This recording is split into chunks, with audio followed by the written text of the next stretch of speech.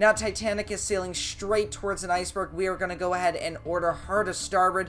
The ship is turning. They have seen the iceberg, but it is too late. Actually, I might have turned too quickly there, and I think I might have saved Titanic.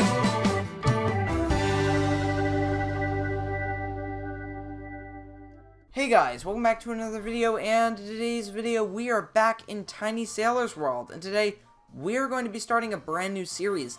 This series is called Recreating the Disasters, where we go into multiple sinking ship disasters and we talk about them using Tiny Sailor's World. We're going to be recreating these sinkings using the ships in-game, and it's going to be really cool. But right now we are starting out with the RMS Titanic.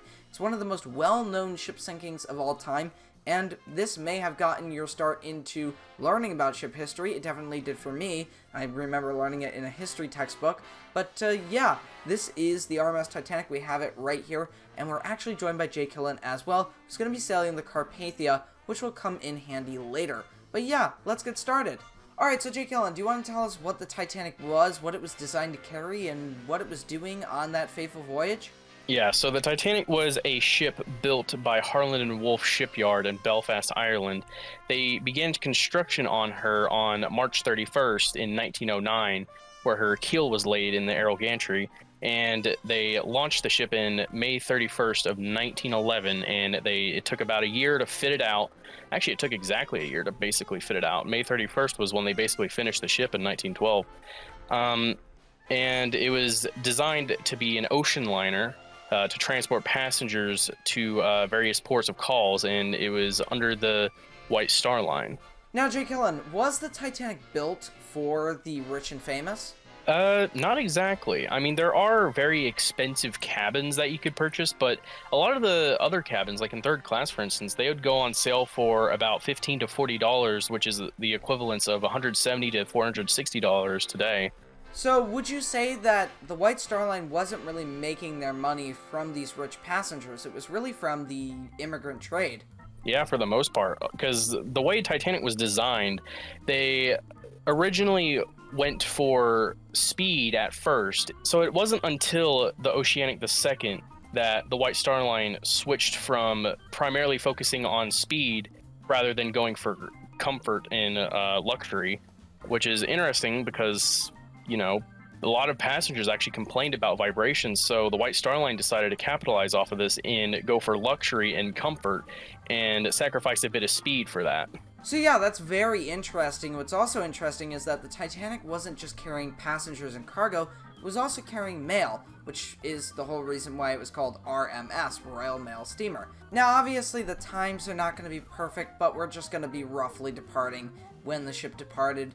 It is about 7 o'clock, so I think that's way earlier than the Titanic really departed. Yeah, the Titanic departed at around noon, but it was actually delayed for about 30 minutes, I believe. I'm not sure the exact time, but this was because of the SS New York that was moored in the berth, and as the Titanic was sailing by, the suction of the propellers actually pulled the steamship New York off of her moorings, and it started swinging towards the Titanic. So thanks to the expertise of Captain Smith, they actually reversed the engines, and it allowed the ship to be pushed away from the Titanic, and the tugs were actually able to come in and resecure the ship. Alright, so we are steaming ahead, and we are making good time. I think we will be on time for an somewhat accurate sinking. So, yeah, we are going to make our way to New York, and we're going to see if we encounter an ice field there. And yes, we are at Cherbourg, so here we are. Just going to quickly stop, and I am going to anchor the ship.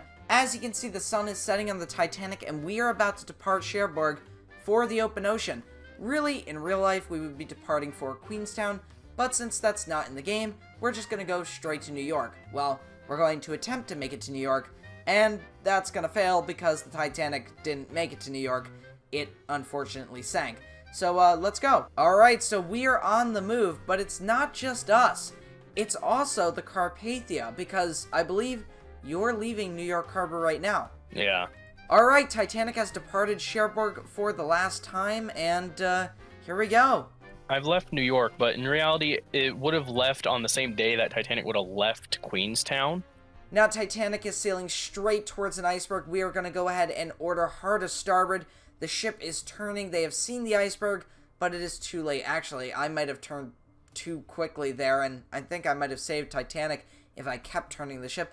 But obviously, we're trying to recreate the sinking, so there we go. We are crashing into the iceberg. That is not realistic whatsoever, but don't worry about it. We are port rounding the iceberg, and that basically means we're trying to swing the propellers away, but it didn't really work so well. And we are now beginning to go down. So I'm going to go ahead and stop the ship, and then we are going to activate the sinking simulation, which will accurately sink the ship. Okay, we have now activated the slow mode for sync by simulation. So she is now sinking, and it's going to take some time. But the SOS signals, or CQD signals, aren't being sent out yet. So Carpathia is still on its voyage. It's not really rescuing the Titanic yet, but it will be soon. At this point, there's an investigation going on. They are having people go below, inspect the damage, see what's going on, and find out how much water is flooding the interior of the vessel. And Jlkillen, you can correct me if I'm wrong on this, but I believe Thomas Andrews was part of that. Yeah, so it was Mr. Andrews who went down and actually inspected the damage, and since he was the ship designer, he was basically able to conclude that the ship was going to sink because it was 6 compartments that were breached. Not the typical 5, because in reality, it was 2 feet into the coal bunker of boiler room 5, which counts as 6 compartments technically. Alright, so at this point, just a little bit of the G-deck portholes are starting to flood. Yep, she is starting to tilt forward, so I'm not sure, but I think you're still miles out, right?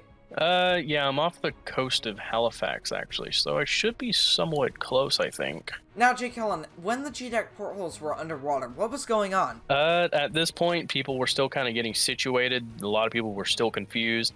But obviously, at this point, I think this is when they began preparing the lifeboats. Is just a precaution at the time, because I think at the time they didn't know for sure if the ship was going to sink, because I think Mr. Andrews was still doing some inspections. Now, ignoring the sunrise that just occurred, the ship is sinking a lot faster now. As we were just talking about that, the F-deck portholes just went under, so she is really starting to sink. Alright, so by this point, the Carpathia has already received the messages, and I don't know, have you turned around yet? Yeah, I'm turning towards you. Alright, so yeah, Titanic is now running out of time, and there are still passengers on the decks, and there's quite a few boats already in the water. How many? 1, 2, 3, 4, 5? Yeah, 5 boats in the water, and that's a 6th one there. Now, one of the very unfortunate things is that the lifeboats are getting launched, in some cases, half full, and that's because the passengers aren't really willing to get into the boats, and there is still that understanding, or, well, lack of understanding, that the ship is going to sink. People still think the ship is just going to be fine, it's going to get the water pumped out of it, and they'll be on their way very soon. Unfortunately, Titanic is not moving, it's going down. Despite it being daytime, and also the waves being big, and it is also snowing, the ship is now beginning to lose the well deck and forecastle, so not good.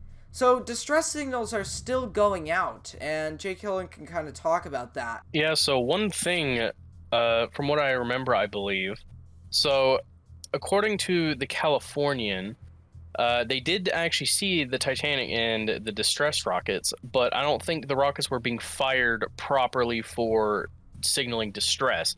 I believe it's supposed to be every 5 minutes instead of 3 minutes or something like that. I'm not sure, actually. The props are now coming out of the water. The ship is just not at a safe angle anymore, and there are people piling up all over the decks, because some people are still coming up, some people are just realizing now, you know, maybe I should have gotten on that boat, or tried to get on that boat, or tried to do something, and the time has passed. There is no more time to get a boat, because there is no more boats unless you go forward and fight for those last couple collapsibles. So yeah, from a distance, Titanic is really not looking good. That is not what you want to see a ship angling like. This is well beyond saving the ship now, and the power, you could just see it there, it's beginning to flicker, so you can imagine those wireless signals are beginning to dim out, even for the Carpathia, which is close. Alright, so the storm has passed, and we can tell at this point without waves that the bridge is going under, and the ship has not long to live. There is really no more time. They are struggling to get those collapsible boats off the deck, those passengers and crew. This is really just not looking good. Water has now consumed the bridge. The first funnel has collapsed. Alright, so the grand staircase has now flooded. There goes the second funnel. And we all know what's about to happen. The ship is going to break in two. It is coming out of the water and it is just rising into the air. So it is just a matter of time. So as you can see, the stern is coming out, the bow is going down, and that weight is just too much, and the ship splits in two. You just saw it there. There's a bit of fire too, which is interesting. And the bow just plunged to the bottom. There it is there. It's hit the bottom, and it's frozen, and there it goes. So there's the bow as a wreck, and the stern now sits above the water, beginning to flood again, and, well, go under. Now, at the time, it was really hard to believe that the Titanic broke in two. It was just such a large object. It was huge. It was an inconceivable thing for this giant ship to break in two. But when you really think about it, it was like a building being stretched beyond its limits. It was eventually going to break, and it did. Alright, so I completely forgot that Jack, Rose, and the Baker are on the stern right now, which is obviously a nod to the 97 movie. But there you go. And there it is. The last bit of the stern slips under the waves, well, forever, basically, because Titanic isn't being raised anytime soon, and if it was, it would disintegrate. Now, as you can see, the waters are completely calm, and just off in the distance is the Carpathia, turning towards us and steaming at full speed just to get to our position. But when they arrive, they will not find any survivors in the water. Any survivors in the water have already been picked up by boats that returned, and the rest would either drift off and be recovered later, or they would never be found. So, that is a very unfortunate thing that occurred, because they couldn't pick them all up with the Carpathia, and plus, they were already drifting away by that time, so, yeah. So there is Carpathia. They are just behind that iceberg, and look at all the lifeboats. That was a very narrow miss with that iceberg, which is I actually just realistic. So yeah, there we go. The Carpathia has rescued the remaining survivors, and it is now off to New York. You can see it sailing through the ice field there. And there we are. So if you enjoyed this first episode of recreating the disasters in Tiny Sailor's World, make sure to leave a like and a comment, and I'll see you next time, guys.